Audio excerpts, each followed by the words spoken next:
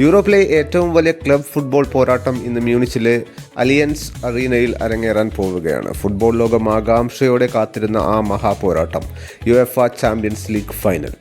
Inter Milan versus Paris Saint Germain. ഈ വർഷത്തെ champions league final ചരിത്രത്തിൽ ഇടം നേടാൻ പോകുന്ന ഒരു മത്സരമാണ്. കാരണം ഇന്റർ മിലാനും PSG-യും ചരിത്രത്തിൽ ആദ്യമായി ഒരു മത്സരത്തിൽ നേർക്കുനേർ വരുന്നത് ഒരു ചാമ്പ്യൻസ് ലീഗ് ഫൈനലിലാണ്. ആദ്യം ഇറ്റാലിയൻ കരുത്തരായ ഇന്റർ മിലാനെ കുറിച്ച് പറയാം. സിമോൺ ഇൻസാഗിയുടെ കീഴിൽ ഇന്റർ ഈ സീസണിൽ ഒരുപാട് ദൂരം പിന്നിട്ട് കഴിഞ്ഞു. കഴിഞ്ഞ സീസണിലെ ഫൈനലിൽ സിറ്റിയോട് തോറ്റെങ്കിലും ഇന്റർ ഈ വർഷം കൂടുതൽ കരുത്തരായി തിരിച്ചെത്തിയിരിക്കുന്നു.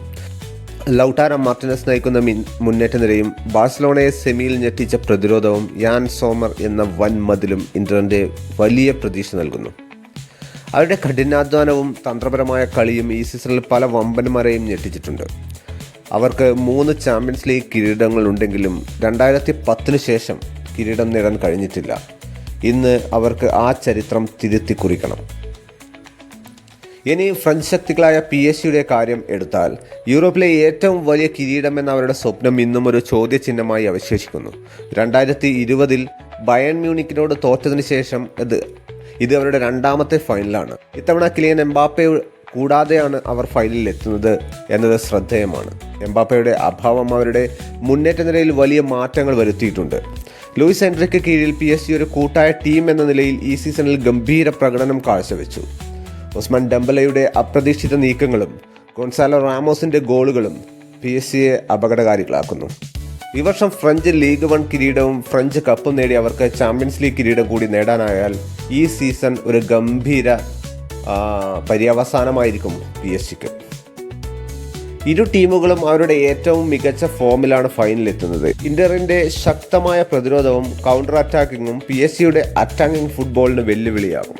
എംബാപ്പയുടെ അഭാവത്തിൽ PSG ഒരു യൂണിറ്റായി എങ്ങനെ കളിക്കുന്നു എന്നത് നിർണായകമാകും. മധ്യനിരയിൽ പോരാട്ടവും സെറ്റ് പീസുകളും ഈ മത്സരത്തിൽ ഫലം നിർണായകമാക്കാൻ സാധ്യതയുണ്ട്. ആരായിരിക്കും ഈ വർഷം ചാമ്പ്യൻസ് ലീഗ് കിരീടം ഉയർത്തുക? PSG-യുടെ ആദ്യ യൂറോപ്യൻ കിരീടമോ അതോ ഇന്ററിന്റെ 4ാം കിരീടമോ? പ്രവചനങ്ങൾക്ക് അതീതമാണ് ഫുട്ബോൾ, പ്രത്യേകിച്ച് ചാമ്പ്യൻസ് ലീഗ് ഫൈനൽ പോലുള്ള വലിയ മത്സരങ്ങൾ. ലോകത്തെമ്പാടുമുള്ള ഫുട്ബോൾ ആരാധകർ ഈ മത്സരത്തിനായി ആകാംക്ഷയോടെ കാത്തിരിക്കുകയാണ്. ഒരു വശത്ത് യൂറോപ്പിലെ കിരീടമില്ലാത്ത രാജാക്കന്മാരായ PSG, മറുവശത്ത് ചാമ്പ്യൻസ് ലീഗിന്റെ പഴയ പ്രതാപം വീണ്ടെടുക്കാൻ വരുന്ന ഇന്റർ മിലാൻ. തീർച്ചയായും ഒരു ക്ലാസിക് ഫൈനൽ നമുക്ക് പ്രതീക്ഷിക്കാം. ഇന്നത്തെ ഈ വലിയ പോരാട്ടത്തെക്കുറിച്ചുള്ള നിങ്ങളുടെ പ്രവചനങ്ങൾ കമൻറ്റ് ബോക്സിൽ രേഖപ്പെടുത്തുക. അത് ആരായിരിക്കും ഈ വർഷത്തെ ചാമ്പ്യൻസ് ലീഗ് ജേതാക്കൾ? കാത്തിരുന്ന് കാണാം. ഫുട്ബോളിൻ്റെ ആവേശം നിറഞ്ഞ മറ്റൊരു വീഡിയോയുമായി വീണ്ടും കാണാം. Good bye.